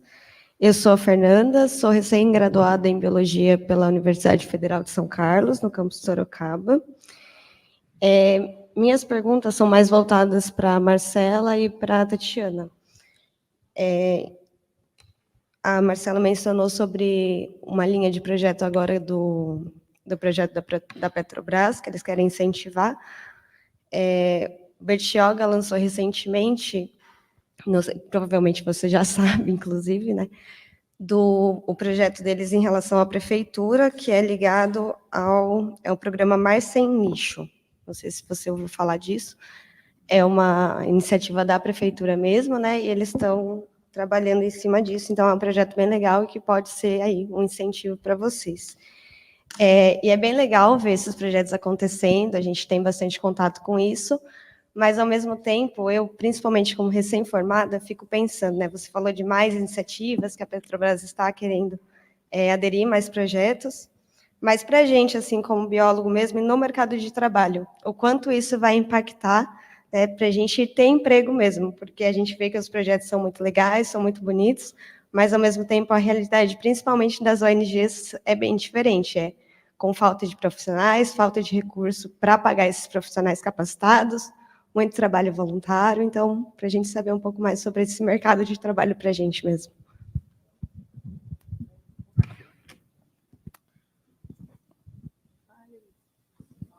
Oi. Obrigada pela pergunta. É complexo mesmo, né? A gente tem mas tem uma coisa que eu queria pontuar, assim, antes de falar do cenário das ONGs, que até minhas colegas aqui, a Tatiana, pode falar com mais propriedade do que eu. Mas, se você for olhar para o cenário das empresas, eu acho que a gente tem um cenário interessante para o profissional biólogo, tanto por conta... Porque é isso, né? A urgência climática, as questões de biodiversidade, elas realmente são críticas agora para os negócios também, elas já impactam, não é mais uma previsão futura, né? No futuro as mudanças climáticas vão impactar, no futuro a escassez de água vai ser um problema para o meu negócio, não é mais uma coisa do futuro, isso é uma coisa que acontece no presente, né? Então, eu acho que nas agendas das corporações isso está... e não só relacionado às obrigações legais, como eu falei, né? Mas eu acho que nas agendas das corporações isso está muito presente, né? Está sendo discutido agora ali na COP do clima, tivemos a COP da biodiversidade, a gente tem o CEBEDS, né, que é o Conselho Empresarial Brasileiro, que formulou, enfim, são centenas de empresas que compõem aí o CEBEDS, né, uma organização internacional, mas que tem um braço aqui no Brasil, que compõe o Conselho Empresarial, são muitas empresas ali discutindo, então tem toda uma iniciativa focada na biodiversidade, por exemplo, o que o setor empresarial vai fazer para a conservação da biodiversidade, ou até transformar a biodiversidade num negócio, né? Então, a gente já fala hoje em créditos de biodiversidade, como é que a gente vai acessar isso, se é possível mensurar, como é que fomenta a bioeconomia, falando, a gente tem um plano nacional também agora, que é o plano de transição ecológica, né? O plano do governo federal de transição ecológica, que traz taxonomia sustentável, por exemplo, traz uma série de questões vinculadas à economia, focando em atividades sustentáveis e olhando para a biodiversidade, olhando para a questão das mudanças climáticas, olhando para a questão da água. Então, eu acho que eu vejo um caminho interessante, assim, para o profissional biólogo e oportunidades mesmo, assim, em diversas empresas, né? Hoje em dia, por exemplo, soluções baseadas na natureza, né? A gente fala muito, está na moda, né? Falar soluções baseadas na natureza, mas iniciativas aí com foco, assim, você um aproveitamento aí das potencialidades da natureza, né? Para se tornar um bom negócio, né? Então, a gente tem várias empresas hoje em dia que têm áreas focadas em NBS, né? Inclusive da área do setor de óleo e gás. A gente tem a Shell, por exemplo, a Shell tem um departamento de soluções baseadas na natureza, a Petrobras não tem um departamento, mas tem duas áreas, a área de clima, a área de responsabilidade social, focada nisso, olhando para a geração de créditos de carbono, com projetos, né, naturais, a questão da água. Então, eu vejo acho que um cenário interessante para a atuação profissional do biólogo nas empresas. E vejo as empresas olhando para isso, sim, assim, olhando para o profissional biólogo como um profissional capacitado. Talvez, acho que os cursos também de graduação, a gente poderia ter um olhar assim mais para o mercado também. Acho que tem vários hoje que tem, principalmente cadeiras, as matérias optativas, matérias focadas assim mais no negócio. Às vezes eu vejo na própria faculdade de economia, engenharia ambiental, às vezes olham mais para o mercado e às vezes fazem ou cursos de gestão ambiental, acabam olhando mais para o mercado e trazendo mais até do que o curso de biologia, né? Mas eu acho que o profissional biólogo está muito capacitado e eu vejo isso sendo valorizado assim nas corporações, sim, para todas essas áreas que eu comentei. Com relação ao outro lado, né, que é o cenário das ONGs, as organizações da sociedade civil, vou até compartilhar uma dor aqui que é trazida para a gente aqui no programa Petrobras Socioambiental, que ele nasceu de uma iniciativa voluntária, né, de apoio voluntário. Então, a empresa, lá na década de 80, já fazia pequenos aportes ali, ajudou com a gasolina do carro do Projeto Tamar, que ficou 40 anos como parceiro. Então, é uma dor que as ONGs sempre trazem para a gente, né? Falam, não, eu trouxe aqui meu projeto de 3 anos, vou contratar uma equipe, vai executar isso, e depois, não tenho garantia nenhuma que vai continuar, não sei se vai continuar, se não vai. Enfim, acho que lá no programa, o que a gente busca mais do que a execução dos projetos, o programa Petrobras Socioambiental, ele tem esse olhar também de estruturar as instituições, né? De capacitar uma instituição, ajudar ela a como formar equipe, a como gerir projetos, a como gerar resultados, a como se estruturar para ela criar uma área de captação de recursos, né? Eu sei que às vezes as ONGs nascem pequenas, às vezes é um coletivo, e a gente tem muito isso lá no programa, né? Lá em Cubatão, a gente teve uma iniciativa recente que era um coletivo de um bairro de Cubatão que começou a fazer ações ali de combater o lixo no mangue ali, na área das comunidades, um problema gigantesco, não só ambiental, mas também de saúde pública ali para as comunidades, são um coletivo, e aí eles nunca tinham tido um projeto, né, e acabaram passando ali no nosso edital, e assim, depois de alguns anos você vê aquela instituição muito mais bem estruturada e ela conseguindo captar recursos, né, eu acho que para a ONG não ter essa descontinuidade, não tem jeito, ela precisa se estruturar, ter uma área ou pessoas focadas em captação de recursos, porque vai ser um problema realmente, né? Se você ficar só vinculado a uma doação ou coisas pontuais, você acabou aquele projeto, acabou aquela fonte, né? Então, acho que você se estruturar melhor para um pouco diversificar a atuação, virar prestador de serviços.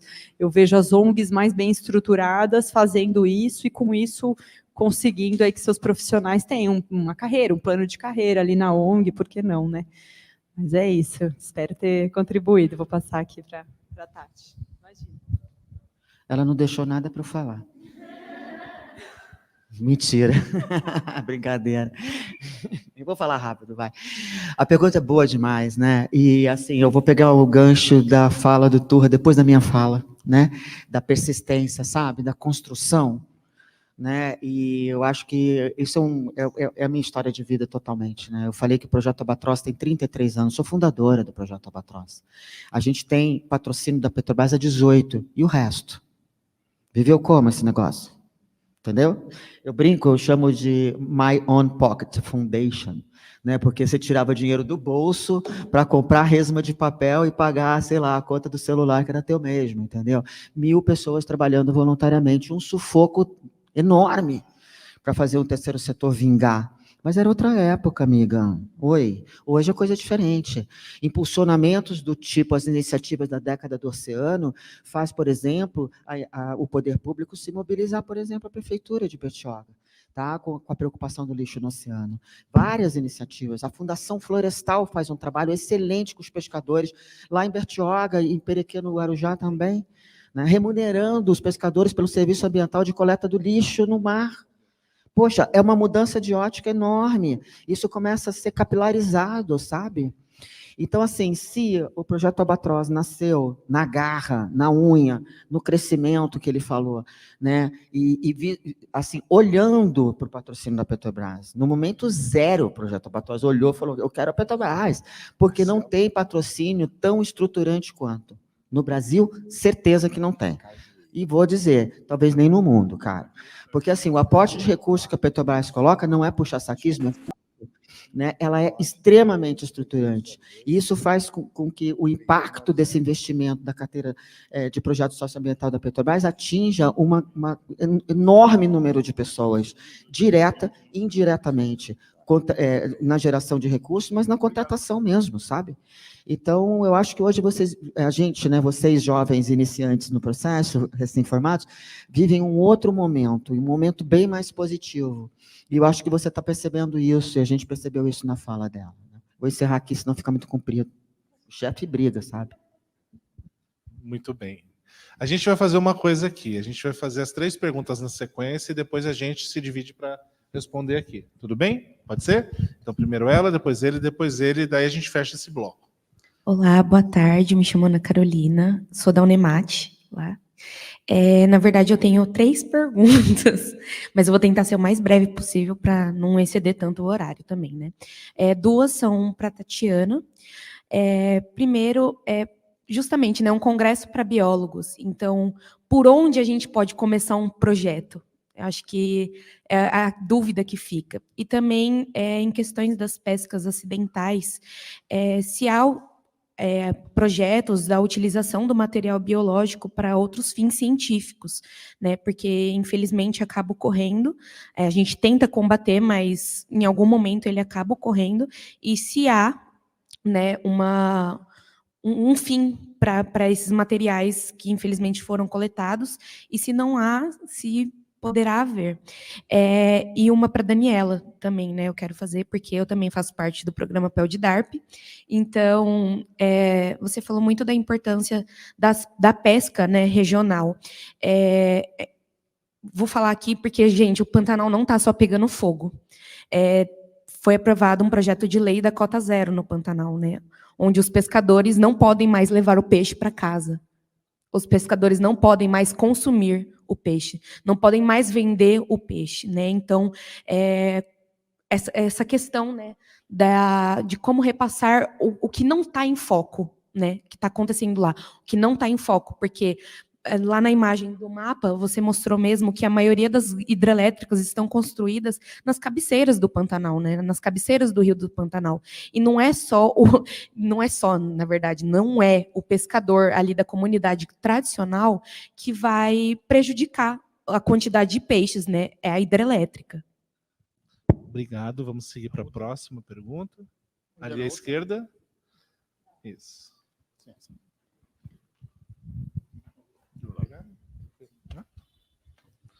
Vamos lá. Olá, boa tarde. Primeiramente, eu sou aluno aqui da FAM, mas eu sou oriundo da UFMT de Mato Grosso. Então, a minha pergunta ela é diretamente a Daniela. Daniela, como eu sou de lá, de Mato Grosso, eu sei exatamente como funciona a mente local. Então, a minha pergunta é, como fazer para que a população local entenda de fato a importância das águas pantaneiras para a sobrevivência do Estado, visto que o local ele vive em uma constância briga política e socioambiental.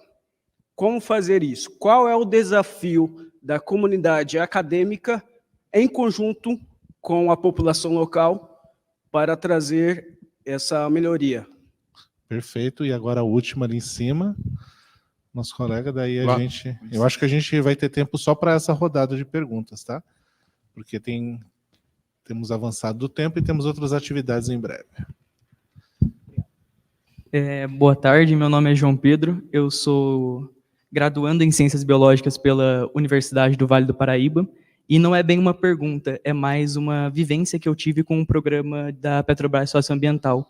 Eu sou de São José dos Campos, lugar onde fica sediado a Revap. Então, eu participei das atividades que o projeto do Ecomuseu, que é patrocinado pelo projeto da Petrobras Socioambiental, fez, e posso dizer que, graças ao projeto, a gente vê a transformação na comunidade local. Então, essa parte que de mata ciliar é muito importante, porque o mata ciliar que tinha no Parque Alambari, que é localizado atrás da Revap no campo São José, não existia. Então, com essa parceria, atualmente existe uma mata, existe uma florestinha que é denominada por eles. Então, a comunidade participa desse local, a comunidade leva as matérias orgânicas que elas fazem do sistema de compostagem. Então, junto com o projeto, junto com a Petrobras, eles fazem não descarte, mas eles colocam a compostagem no lugar correto, e após isso, o adubo gerado volta para a comunidade. Então, a gente vê, por exemplo, no momento que eu participei, a gente via as crianças com baldes cheios de cascas de ovo e cascas de frutas correndo para levar a compostagem e voltar com o adubo para casa. E isso foi muito legal. É mais para compartilhar para vocês, que uma vivência minha, mas foi muito legal, oriundo disso, do projeto do Petrobras Socioambiental. E é mais isso. Obrigado, gente. Bom, antes de responder, eu gostaria de agradecer também ao João Batista, que é meu amigo Joãozito, meu amigo há muitos anos, né, Joãozito? Não vou nem falar quanto, senão... que é da diretoria, né? Eu fico muito feliz em vê-lo aí participando, e ele também, né, me trouxe aqui também, né? Quero agradecer a ele. Bom, respondendo a nossa amiga da Unemat e da UFMT, eu acho que quase ao mesmo tempo, né, a questão dessa lei cota zero. Essa lei é uma aberração jurídica e fere, inclusive, tratados internacionais do trabalho que o Brasil aderiu. Inclusive, a AGU já deu parecer contra. Ela foi aprovada na Assembleia Legislativa, e o que representa? Na verdade, é uma forma de expropriação dos territórios de pesca dos povos ribeirinhos, né? Porque os povos ribeirinhos, principalmente na bacia do Rio Cuiabá, é um entrave à construção de mais hidrelétricas. Inclusive, o filho do governador é um dos sócios da empresa que quer construir 6 PCHs no Rio Cuiabá, que vai ser praticamente colapso da pesca, vai desempregar e causar fome de milhares de pessoas e pescadores e municípios que dependem da pesca. Né? Então, realmente, isso aí é uma grande aberração. Já tem muita gente se movimentando contra isso, na UFMT, na sociedade civil, na Embrapa Pantanal, dentro desse projeto que a gente fez da ANA, mostrando o quanto é importante a pesca para o Pantanal como um todo. Tá certo? Então, realmente, eu acredito, espero que ele não se vingue. Né? Os pescadores estão bastante aflitos. Eu estou fazendo agora um trabalho de pesquisa sobre etnoecologia e serviços ambientais da pesca e resiliência dos povos da bacia do Rio Cuiabá, povos tradicionais, e eles estão bastante angustiados com essa possibilidade. Tá? Agora, o que fazer? Né? É uma boa pergunta. Inclusive, você que perguntou, não lembro o seu nome agora, essa questão, na verdade, não é uma questão única de Mato Grosso, é uma questão, de maneira geral, do Brasil, que passou recentemente por um governo ultra neoliberal, né? O neoliberalismo ele tem total desrespeito às comunidades tradicionais e à natureza, aos ecossistemas, né? Porque o lucro está acima de tudo e de todos. Esse é o lema do neoliberalismo, que é a pior forma do capitalismo que a gente já experimentou no Brasil, inclusive, certo?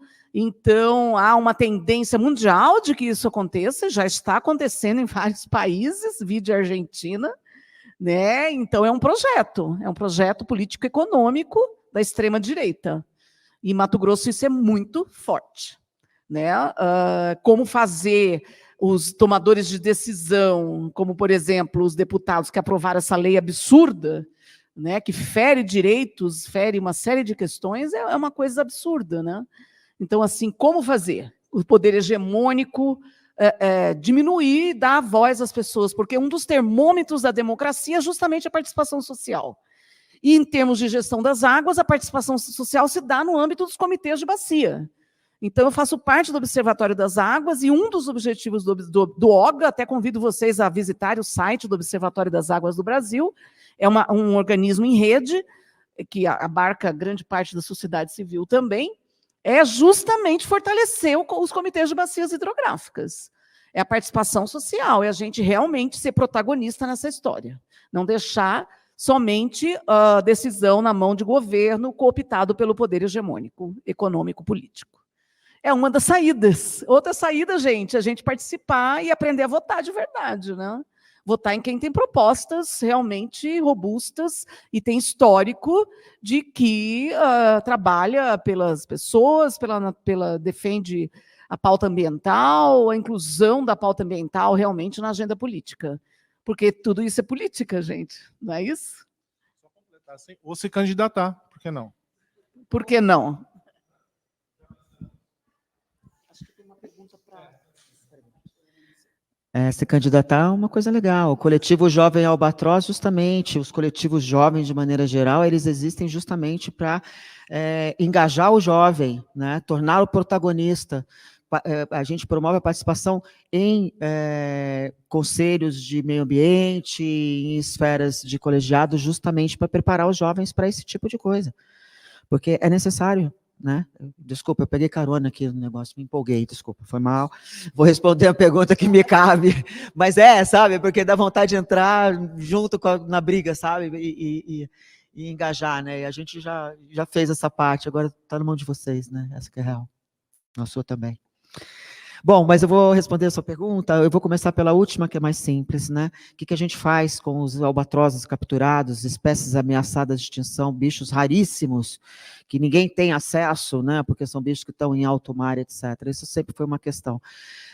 Alguns ciclos, né, que a gente chama, né, os contratos de patrocínio, a gente tentou criar um banco de amostras dentro do projeto Albatroz. A gente viu que era pouco, que esse banco de amostras tinha que ser um banco de amostras nacional. A gente entrou em parceria, a gente fez uma parceria com o Instituto Chico Mendes e criamos o BAAP, Banco de Amostras Biológicas de Albatrozes e Petréis. É um banco público, acessível, tá? Manejado pelo Projeto Albatroz, em conjunto com o ICMBio. Ele tem um site próprio, o link está no site do Projeto Albatroz, projetoalbatroz.org.br. Lá a gente tem uma infinidade de material biológicos depositados, vindo da captura acidental e vindo também dos programas de monitoramento da pesca, que é uma condicionante para o licenciamento do petróleo, da exploração de petróleo e gás no Brasil. São monitoramentos feitos nas praias, desde Laguna, em Santa Catarina, agora vai até o Nordeste, mas pelo menos até o Espírito Santo, na Bahia. Então, assim, a gente tem uma coleta de amostras biológicas desses animais hoje extremamente robusta. O banco está sendo muito pouco utilizado. Estamos agora escrevendo uma estratégia junto com a Petrobras para promover a utilização. Então, pronto, estou divulgando aqui. Existem amostras, estão bem conservadas, prontas para o uso acadêmico. Por favor, acessem. Ok? Bom, acho que eu respondi sua pergunta em alto nível, mas vamos lá. Estamos aí com os materiais coletados e disponíveis e organizados, tá bom? A outra pergunta sua é um pouco parecida com a dela, né? Como é que faz para o biólogo começar um projeto?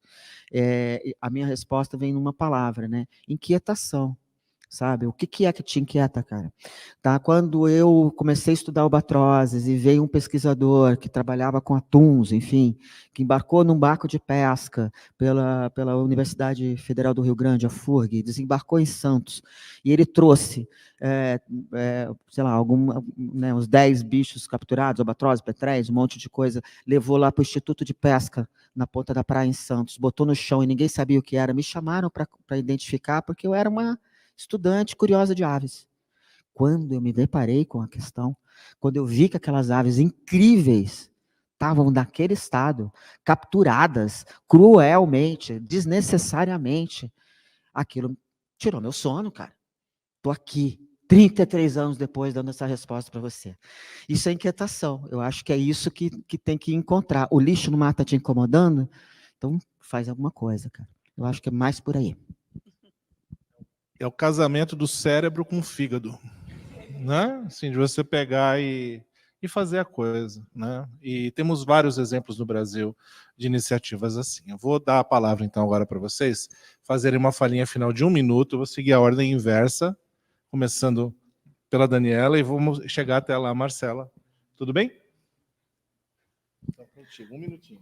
Bom, eu quero agradecer novamente. Eu acho que é sempre bom a gente dialogar, trocar ideias, realidades diferentes, né? A realidade do mar é bem longe da nossa em Mato Grosso, né? Então, assim, cada um na sua luta, na sua trincheira. E eu acho que além de inquietação, sabe, a gente tem que ter tesão também. Porque tem que gostar, né? Tem que realmente abraçar aquilo que você escolheu para a sua vida, né? A vida da gente passa rápido e a profissão de biólogo não é fácil, a gente sabe disso. E a gente tem que buscar e ver aquilo que te motiva, que te inquieta e que te dá prazer e que te dá vontade de seguir e lutar. Né? Então, é essa a mensagem. Né? Eu vi muitos colegas biólogos que desistiram da profissão, eu ficava muito triste cada vez que eu sabia disso, mas eu fico muito feliz de ver aqui jovens, né, que estão aí inspirados, né, escutando, ouvindo a gente, cada um com a sua história. Tá? Então, mais uma vez, obrigada pela oportunidade de estar aqui.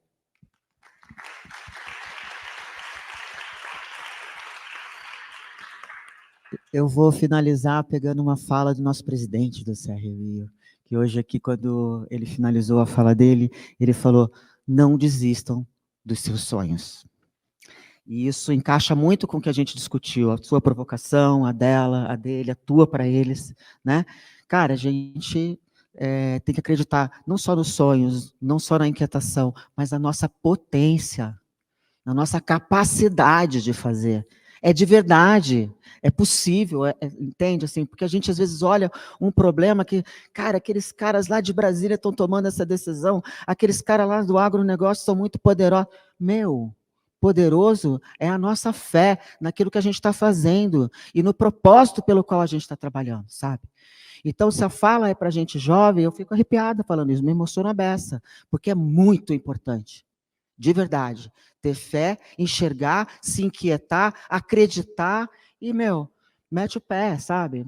Pé na estrada, cara, vai fundo, vai sofrer um pouquinho no início, depois a gente consegue uma estruturação bacana, porque quem trabalha bem, também foi falado pelo André hoje, né? Se você trabalha bem, não interessa, sabe, se está difícil a vida do biólogo, mas se você é competente, se você acredita no que você está fazendo e você trabalha bem com seriedade, duvido que você não vai chegar onde você quer chegar. Essa é a minha fala final.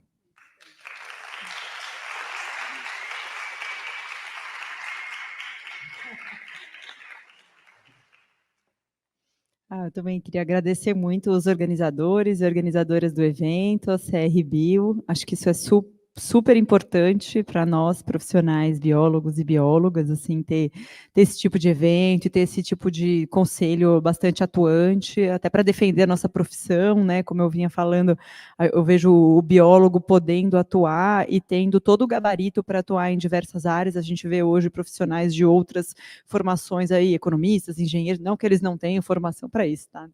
Estou criticando as outras áreas, mas eu acho que o biólogo e a bióloga têm um diferencial, assim, muito importante para ter as bases para trabalhar com qualquer temática ambiental, seja de água, de mudanças climáticas.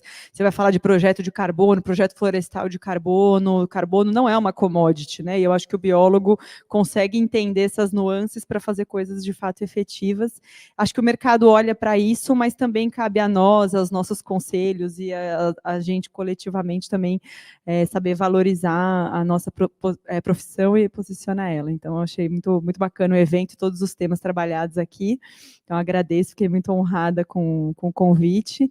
E como fala final aí para os também um pouco tentando inspirar, estimular aí os graduandos e graduandas, graduados e graduadas nessa linha aí de como começar um projeto.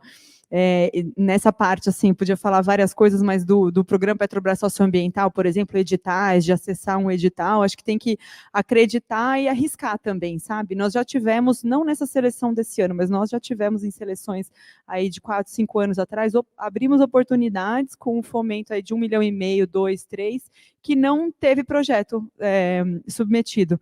E aí, quando você fala, as pessoas acham que, né, a gente tem processos bastante concorridos, mas às vezes em localidades, e às vezes acho que falta um pouco as pessoas acreditarem e também fazer parcerias.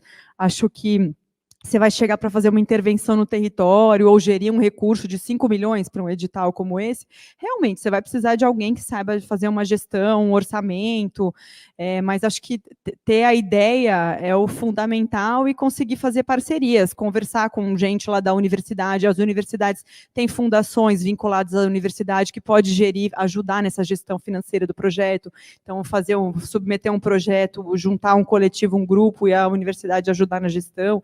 Enfim, eu acho que fazer parcerias, conversar com as pessoas, sabe, e tentar juntar, unir esforços aí para submeter um projeto, por exemplo, pode ser um caminho, mesmo para pessoas que estão começando assim na carreira, sabe, não achar que, nossa, esse tanto de recurso não vou conseguir, isso aí é só para outros, né, olhar para si e falar, não, eu consigo, e vai, o caminho, acho que se constrói ao caminhar, né, você não vai conseguir ser um grande gestor de um projeto socioambiental se você nunca começar, né. Acho que a Tatiana aqui é um maravilhoso exemplo disso. Então, obrigada e se inscrevam aí no programa Petrobras Socioambiental, que estamos com seleção aberta.